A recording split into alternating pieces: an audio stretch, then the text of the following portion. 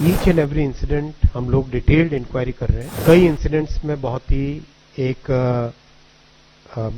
Very disturbing trend सा दिख रहा है, जिसको सीरियसली लेना चाहिए। रेलवे और डिफेंस दो ऐसी संस्थाएं हैं देश में जो कि they should be above politics, चाहे पक्ष हो, विपक्ष हो, अपक्ष हो, चाहे गवर्नमेंट हो, चाहे सिटीजन्स हो, चाहे मीडिया हो, चाहे इंडस्ट्री हो, हर किसी को मिलके we should try and make sure that railway runs in a very efficient mode. 3 railway projects जो इंफ्रा प्रोजेक्ट्स आपने ऐलान किया जिसके को मंजूरी मिली है, लेकिन पिछले कुछ दिनों से लगातार जो सैबोटेज की खबरें आ रही है, कहीं ट्रैक पे बोल्डर्स हो रहे हैं, कभी जिस तरह से चीजें आ रही है, उस पर भी कुछ बात हुई है? उसको लेकर रेलवे क्या सोच रहा है कि इसको कैसे रोका जाए और इसको किस तरह सोच रहा है कि जानबूझ के हो रही है? क्योंकि बोल्डर्स मिलना और कई तरह के चीजें मिलना ये दिखाता है कि कहीं ना कहीं कुछ गड़बड़ी है। उसको किस तरह से आप देख रहे हैं?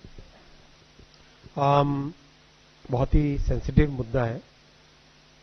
देखो, ईच एंड एवरी इंसिडेंट हम लोग डिटेल्ड इंक्वायरी कर रहे हैं और कई इंसिडेंट्स में बहुत ही एक वेरी डिस्टर्बिंग ट्रेंड सा दिख रहा है, जिसको सीरियसली लेना चाहिए। और मैं नहीं मानता कि रेलवे कोई पॉलिटिकल आरोप प्रत्यारोप का विषय है। रेलवे एक ऐसी संस्था है, रेलवे और डिफेंस दो ऐसी संस्थाएं हैं देश में जो कि they should be above politics, जिसमें हमें कहीं पर भी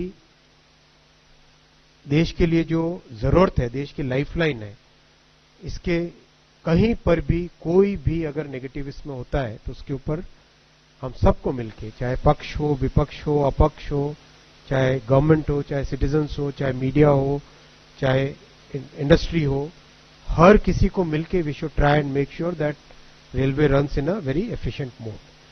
सारा फोकस उस पे है और इसके अलावा मैं ज्यादा कुछ कहना नहीं चाहूंगा, लेकिन जरूर इस तरह की एक डिस्टर्बिंग ट्रेंड दिखाई दे रही है। और कुछ आज न्यूज़पेपर्स में भी मैंने सुबह पढ़ा था, कुछ ऐसी खबरें भी आई हैं जो और भी डिस्टर्बिंग है। For exclusive and insightful videos, subscribe to our new channel ABP Live Premium.